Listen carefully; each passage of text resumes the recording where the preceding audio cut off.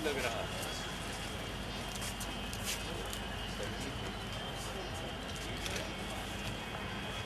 देख रहे हैं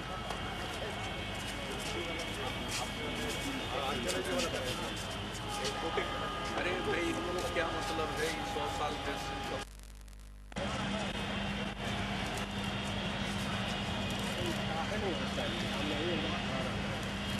के बर्बाद कर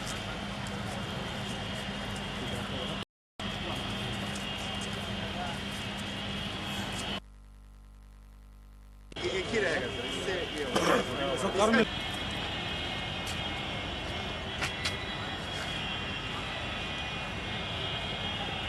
साइड जाता है। अरे ऑटो नहीं जा रही, ये लोग साइड जाता है, शॉर्ट जाता है। नंदरवा बोलते हो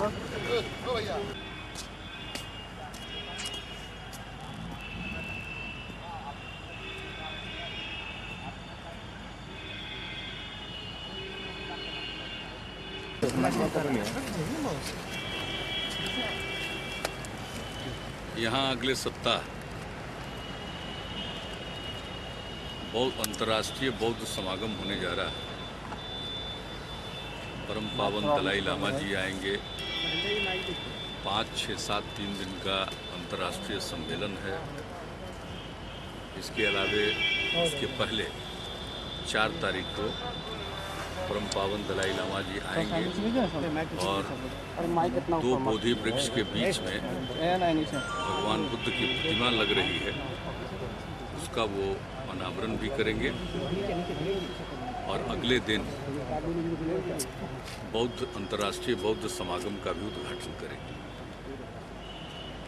तो उसी के सिलसिले में बुद्ध स्मृति पार्क में जोड़ों की तैयारी हो रही है। कुछ दिन पहले हम आए थे और यहाँ देख कर गए थे, तो हमने कुछ दिशा निर्देश दिया था, तो उसके अनुरूप कार्य हो रहा है, उसी को देखने आए थे। 4 तारीख को आएंगे परम पावन दलाई लामा जी, और यहाँ के अलावे उनका मुख्यमंत्री आवास जो अने मार्ग है, वहाँ भी बोधि वृक्ष लगा है। तो उस बोधि वृक्ष तो पिछले वर्ष लगा, जो महाबोधि मंदिर है बोध गया में, उसके मुख्य भिक्षु और दूसरे अन्य लोगों ने आकर उसको वहाँ लगाया है।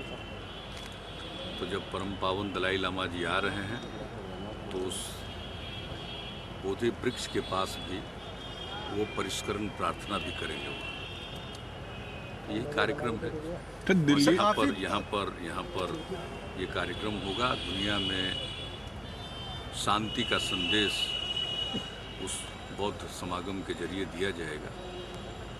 और सबसे ज़्यादा जरूरी चीज़ कुछ है आज दुनिया के लिए, वो है शांति।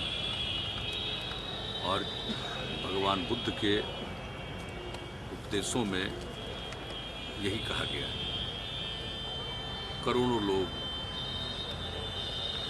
आज शांति की तलाश में भारत के कोने कोने में आते हैं।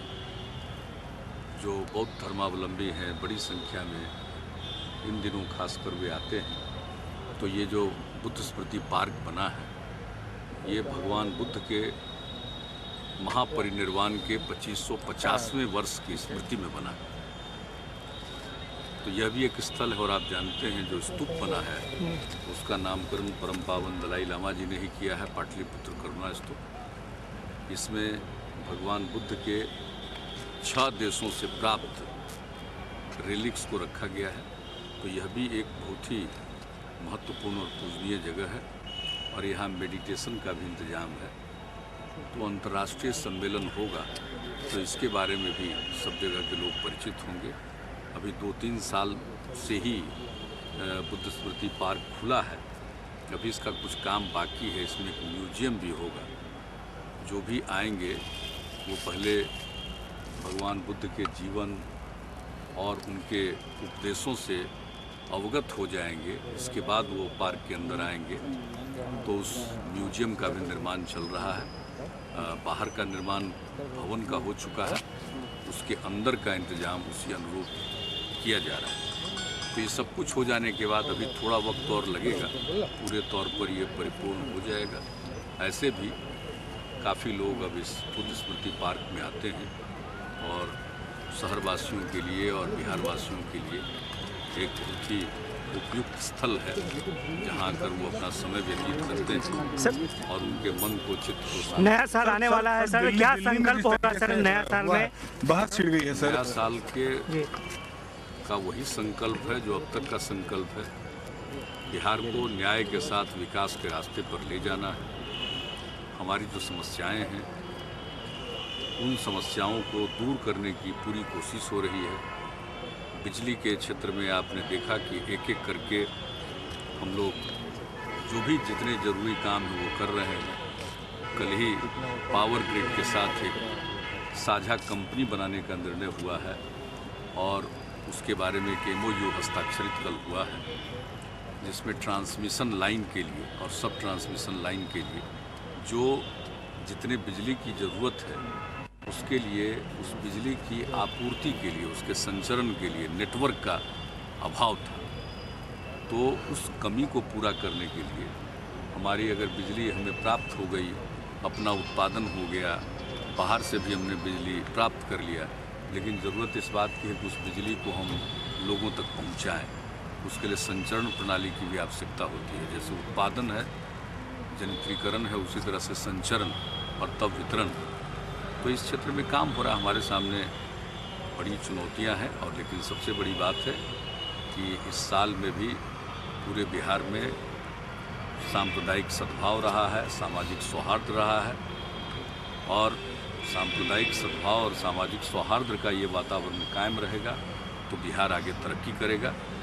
इधर इन दिनों हम सब लोगों का मन बेहद दुखी है दिल्ली की एक घटना को लेकर, और वो युवती बची नहीं।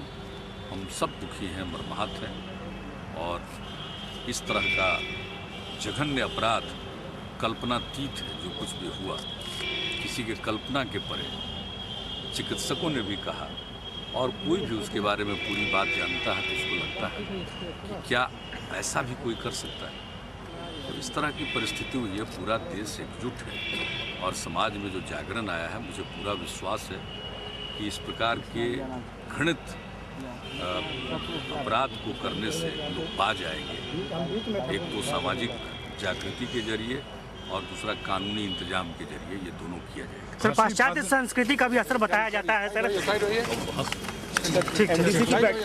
बिहार को विशेष राज्य के दर्जे के लिए